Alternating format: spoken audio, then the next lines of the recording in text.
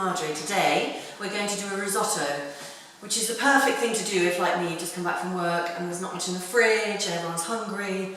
And it really only takes half an hour from start to finish, 20 minutes of cooking and 10 minutes of prep.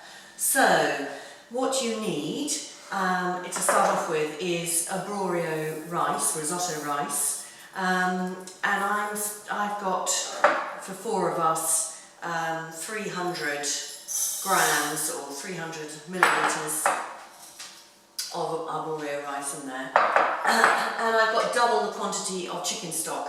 I always have chicken stock in my freezer, so I just put that in the microwave and warmed it up.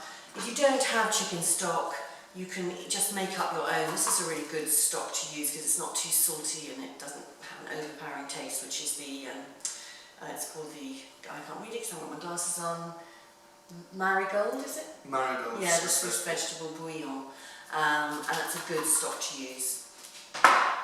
Today we're going to be making the risotto with onions, some bacon lardons, just bits and bits of misshapen bacon, some mushrooms, and some parmesan. And so I got a couple of ounces. Let's see how much this is of butter. It's not that much. Yeah, 50 grams of butter. Oh, and very important, some white wine, which I have to avoid drinking because I need it for cooking. Right, Will, we need to start off by cutting up an onion finely, please. Right, so we've got our usual bowl for the cut up onion and a bowl for the mess. And while the onion is being cut even, I'm going to just put half of the butter in a frying pan with a tablespoon of olive oil. Mind, do you want me to cut that out? Yes, so William's got rather a nasty bit of onion here, which has gone a bit rotten, so yes, I would just take off that outer layer with the nasty bit on it, and then yes, just cut that. And just cut it off? Yeah, cut that off. Okay. Thank you. Right, so you just need a tablespoon of olive oil with your butter, which you heat up gently in the frying pan. There we go. Get that going. So Will's having really good practice with all his onion cutting. That's great. Good. So you can see that we're now down to quite a small onion, but that's fine, it doesn't matter. You can add all sorts of things to risotto or have nothing. You can just have a very, very, very simple risotto if you've got very little in the fridge. One of the great things to use in risottos are dried mushrooms, which I nearly always have in my larder or my cupboard. But today, on my way home, I got some mushrooms. And these are these lovely brown chestnut mushrooms. And let's see how many, I think I'm going to use about 1, 2, 3, 4, 5, 6, 7, about 8 of them. So that isn't all. I'm going to cut off the ends of the stem, and then I'm going to slice the mushrooms quite finely, so they end up looking like that. And we'll fry them gently after we've done the onion. How are we doing with the onion? That's great. Very good. Such impressive cutting now. So we're each doing our prep, which is great. Here we go with those mushrooms. There we are. Now, yesterday we had roast chicken for supper, and so we can make a very quick chicken stock if I wanted to. First of all, I would have taken off all the chicken that I wanted to have cold, to have in sandwiches or to make a nice pie with. And then the chicken carcass you put into a saucepan, cover it with water, and add maybe some onion, celery if you've got it, parsley stalks, or just the chicken on its own if you want. Cover it with water, bring it up to the simmer, and just let it simmer away nicely, very gently, for about 40 minutes. And then you can do it longer. It all depends. People have different opinions on how long you simmer your stock for. If you want it to be strong, you can always take the chicken carcass out and then reduce. So reduce means just boil it away until you get a stronger chicken stock. You'll see here I've got a very dark chicken stock, which has just been, I've had that simmering for quite a long time. Right, this looks great, Will. Perfect. So if you can put that into the frying pan, please. Yep. I like to use butter at this stage in my risotto. A lot of people don't add their butter until the end, but I like to have a little bit of butter, some olive oil, and get my vegetables like the onions going in that to begin with. Now with the parmesan, I've got that's 100 grams, and I might need a little bit more. And I'm going to get Will to grate that for me. Once it's done stirring. Again, I use these really great graters, which are quite thin and very, very sharp. So I'm going to get Will to get grating that. Please, thank you. Grating. Right.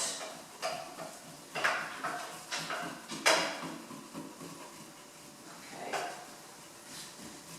Thank you. I'm going to put my mushrooms in the bowl. That's much easier to get that going. There we go. Now, the onion's just beginning to get nice and translucent, and I'm now going to add these bacon lardons, which give a great flavour to your risotto. You can just use bits of bacon, and as I said, you don't have to have anything. It's up to you what you put in your risotto, it really is. So I'm going to just gently fry that, get some colour on it. I'm not cooking it through because it's going to just cook in the rice.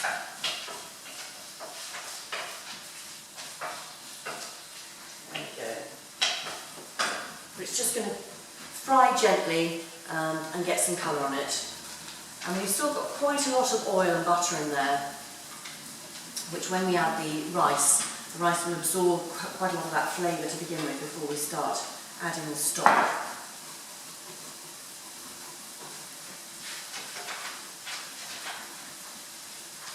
Okay.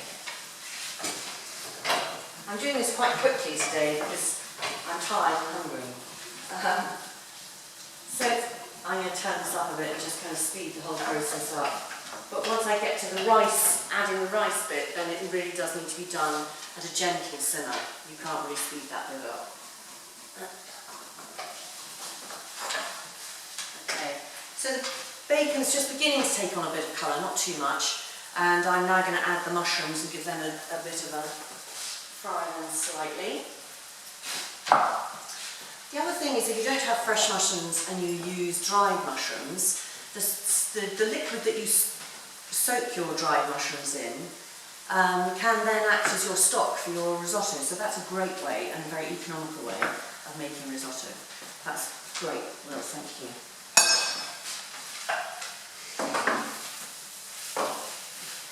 Okay. Right, so I'm just frying up and mixing in my mushrooms, getting a little bit of colour on them. And then, William, if you add, I just want to see how much, yeah, there's still enough olive oil and butter in there that hasn't been absorbed yet. So if you add the rice, stir it all around. You might need an oven glove. It smells good, yeah, it really does smell good. Okay, and mustn't forget the wine. A quick slurp before. So you can add as much of the wine as you like, but I'm adding a wine glass. So once the rice has had a brief time to fry gently with the olive oil, butter, mushrooms and the bacon. I'm now going to really whack this heat up a bit and add in the wine glass of wine. I'm just going to give it a really thorough stir. I'm just going to be a bit bossy, but what a surprise. Never. Right, here we go. Yeah. There we go. Right, now I'm going to add the wine glass of wine. You can hear that really sizzle, and you want that wine just to evaporate. Sorry. I know this is why I didn't ever teach anyone to cook. There we go. Sorry, go ahead. So the wine just needs to evaporate completely, really. Get rid of that initial alcohol burst, and then leave the deep flavour in the risotto, which is wonderful. Right, so that looks like that's going well. Now, over the next 20 minutes, we add the stock, and essentially you're adding double the quantity of stock to the rice. So if you only want to do it risotto for two, just make sure you double your liquid quantity to your rice quantity. And so over the next 20 minutes, I'm not going to film all this because it'll be rather dull. We slowly add the stock and keep stirring, and you do really need to keep this stirring at a gentle heat for the full 20 minutes. And then after about 15 minutes, we add in the remaining 25 grams of butter and probably half or 3/4 of the parmesan. And that just really melts into the risotto, and it's so delicious. And then right at the end I would put some pepper, and I then sprinkle a bit of risotto once everyone's got their plates or their bowls, because we tend to eat it out of bowls. And then you're done. So honestly, half an hour from beginning to end and you will have a delicious risotto. And when you're tasting your risotto, to make sure it's cooked properly, because you can, towards the end, you might find you want a little bit more liquid or a little bit less liquid. You want it to finish with a sort of, it doesn't want to be soggy, your rice. It wants to have a little bit of texture still to it. Yeah, so it doesn't want to be too hard or too soft. There's a medium in between those. And you'll know when you taste it, and you'll think, that's exactly how I want my risotto rice to be. Okay, so thanks, Will. I will take over adding risotto, the stock, and we'll have supper a bit later. Thank you.